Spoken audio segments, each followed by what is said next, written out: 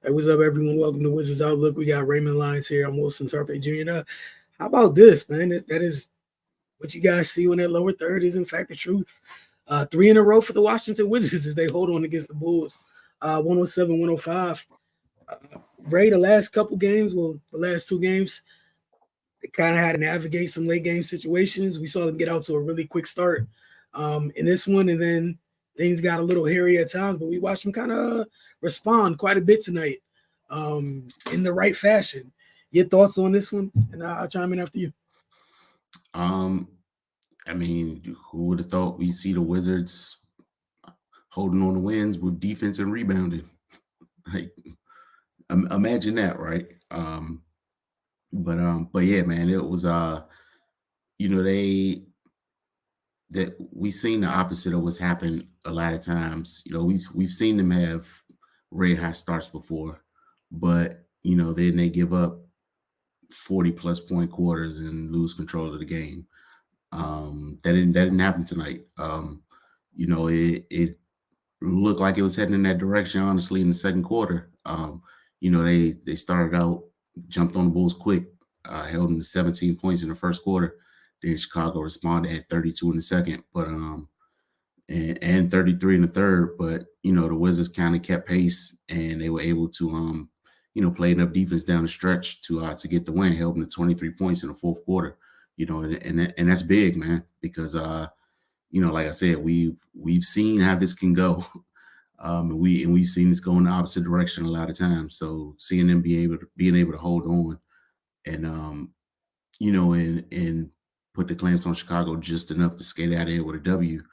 Because outside of that first quarter, the Wizards, their offense was almost non-existent. So yeah, man, that's definitely a positive sign. And we seen them, go into teams' buildings who are fighting for wins right now and come away with victories. So this isn't a case of guys coasting down the stretch. These teams, their future is very much in doubt. And they have things to play for, and the Wizards are able to to go ahead and compete and come away on the right side of the final score. So yeah, man, you just gotta give them credit. I liked Rashawn Holmes' activity. Big double, 14 and 15. Kispert, 19 and 12. And that's those are the things we have been needing to see all year.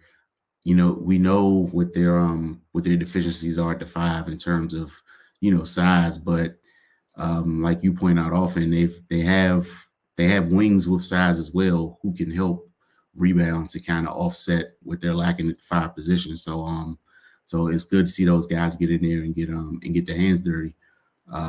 But yeah, man, and even outside of the defensive side of it, um, not just making bad decisions and taking bad shots down the stretch.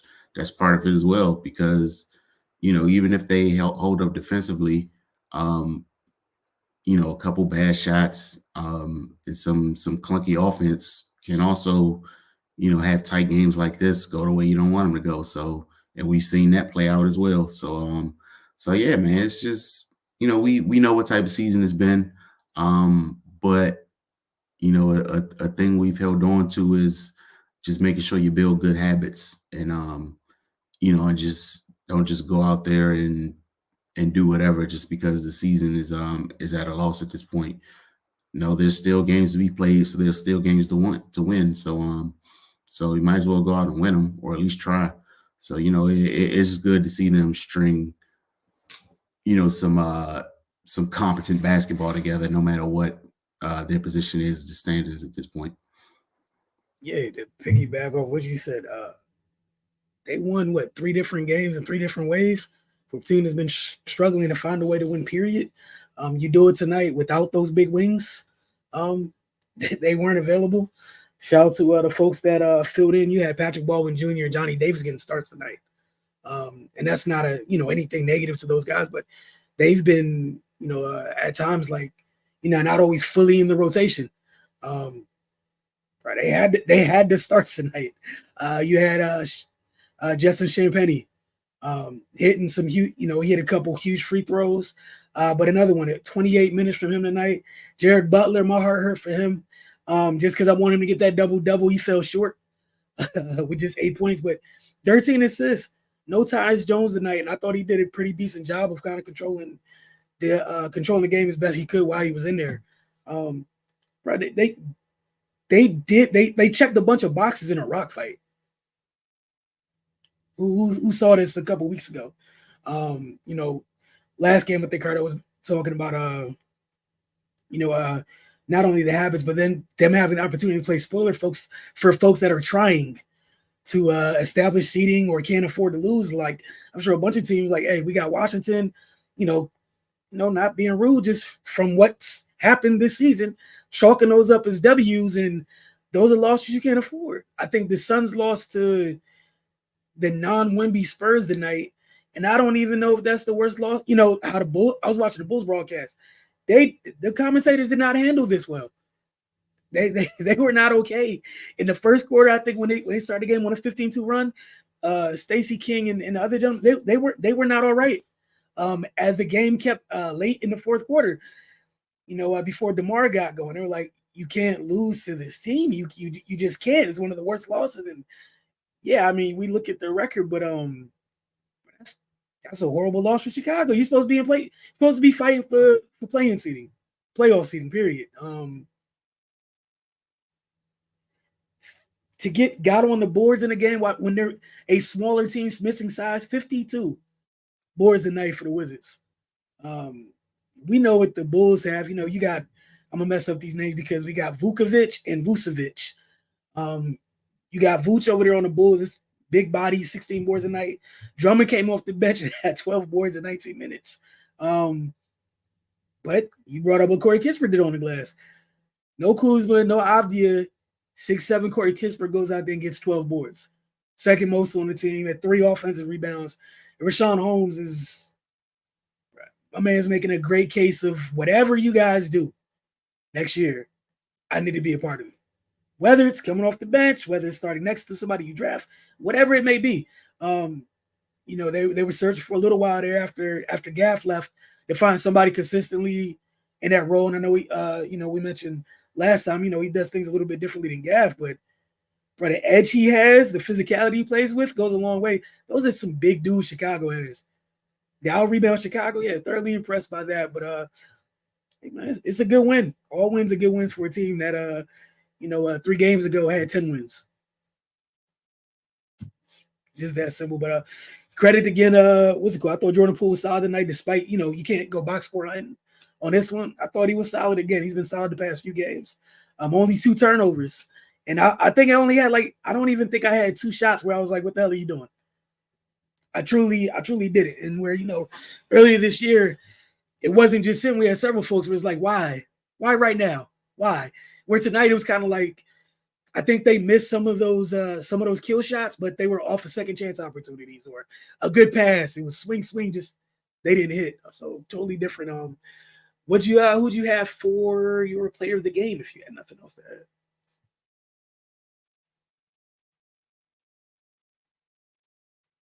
Oh, you're muted. I went Kispert, man. Okay. Yeah, he canceled out DeRozan. And that's big. Cardell says a lot of times in these type of games, and the Wizards usually lose, who had the best players on the floor. I don't think anybody would disagree that DeRozan was the best player on he's the best player tonight, but he's the best player on both teams. But tonight, I will have to give that edge to Kispert, based on what he did and how he performed, and and that's what you need. You got to find a way to cancel out the other team's guys, especially when you're less talented, from 1 to 15, and usually that's a group effort. But tonight, he was able to, do that mano a mano, and then other guys just plugged in the rest. Yeah, I think I probably pulled a U tonight. I went Co. I went Kispert and Holmes. Just Vucevic, man. You had Vuce 1-on-1 down there. Had to deal with Drummond at times too, but I mean, Vuce, did Vuce have one more rebound? But Holmes had 14 and 15. Vuce did not have a double-double. He had 9 and 16. Like, you talk exactly what you laid out for Kispert, where you had Kispert and Holmes take care of two huge pieces on Chicago on a night when they were shorthanded. Missing, obviously, like you said, the less talented 1 through 15, but they were missing two of their more talented guys on a less talented team. Big night for both of those guys. Who'd you have for X Factor? Yeah, I went Holmes for X Factor. That was probably obvious, but yeah, just basically echoing what you said, man. What he had to deal with. Typically, we see this go terribly wrong for the Wizards. Usually if a guy with Vuce's size and skill comes in, it's an extremely long night. But Holmes stepped up to the challenge, and he nullified him as well. So yeah, he's got to get that love from me tonight. All right, yeah. The reason I went I took, hey, I can be judged for this, and I'm okay with this. I want to make sure Jared Butler got some love as X Factor tonight. 8 points and 13 assists, man. That's a big game. Also, 2 steals and 2 blocks. We know what he's expected to bring defensively, but he controlled the tempo for much of this game for Washington, kind of settled them down, and at times allowed Jordan Poole to be off ball at times, just being a calming force. So I just wanted to make sure that he got on here somewhere. So that's why I went But for Washington, look, man, first 3-game win streak of the season. Got to give them credit, man. We've been at their neck when it's been less than. It's only fair. I think we only got a couple comments tonight. Love what the Wizards. Love what Wizards did. They competed for all 4 quarters. Positive vibes. Good W. I'm sure you guys love typing that versus what you type for much of the year. And echoing what you just said, they're 14 and 58 right now. I think so.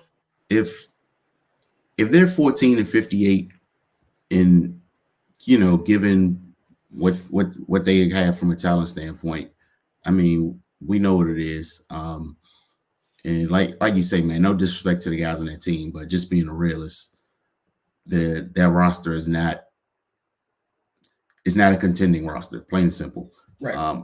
If their record is the same and they play every single game like this, the bottom rung on the ladder of rebuild, I'm good. Like, honestly. I mean, their record probably doesn't look like this if they play every game like this, but just from a comparative standpoint, if they're competing and they just don't know how to win yet and they're dropping games, I can live with that because they're trying to start something and build something, but not to come rehash the past, but the way they've lost some of these games has been unacceptable, and you can't live with that, but what they've shown the last few games is, if they go the whole season like this and they don't make playoffs or what have you, all right, cool, man. We starting from scratch. It's it's gonna be some bumps, but yeah, that's all we've been asking the entire time. Just compete, just compete for 4 quarters, and we'll live with whatever results we get. But yeah, I definitely agree with Blizzy, baby, man. Come out here and give us everything you got for 4 quarters and try to play competent basketball, and however the dice roll at that point, then it is what it is. I mean, that's the other thing. Like you said, that's all I think we've had an issue with was the process in which they went about it. Like, you compete every night, you still taking it. That was cool, man. It is what it is. It's fine.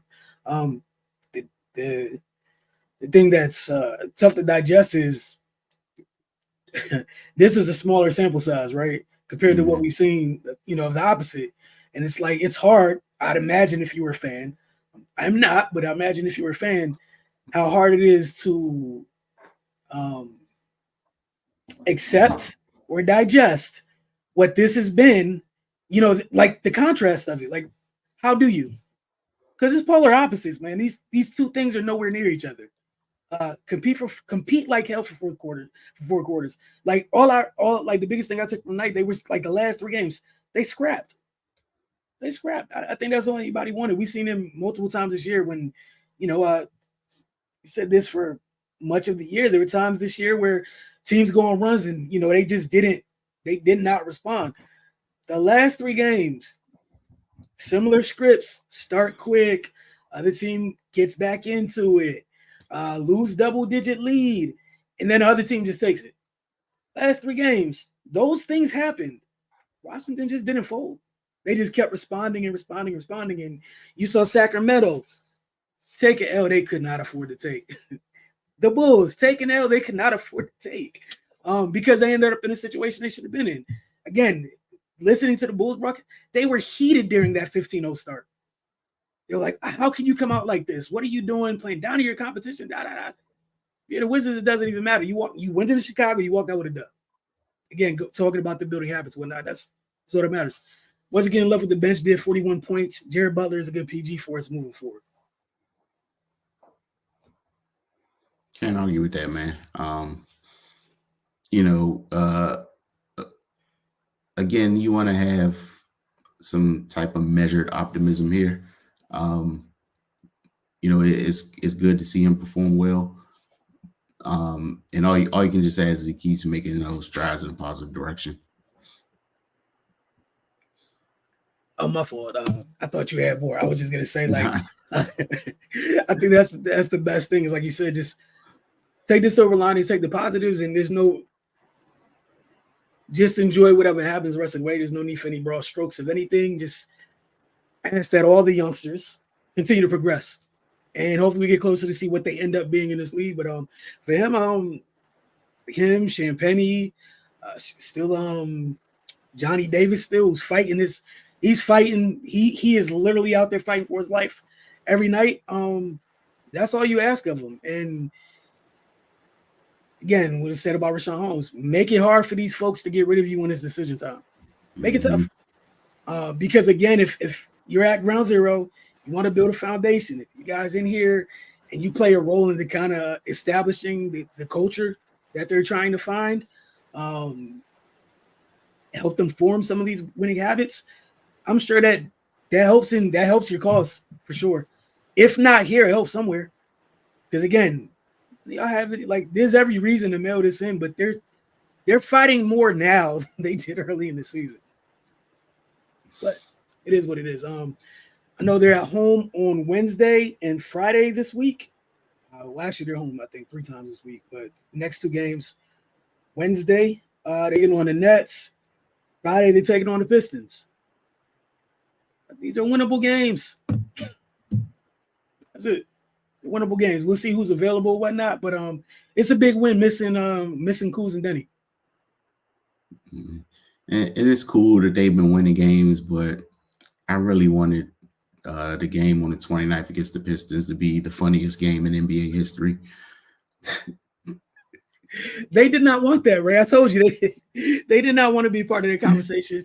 And kudos to them because everything go left if that result's not a desired result. So all of this good faith can be gotten so quick because fandom. But yeah, we'll see how things go this week. We'll talk to you guys again on Wednesday night after their game against the Nets. Y'all have a great one. For Ray and myself, we'll see y'all then.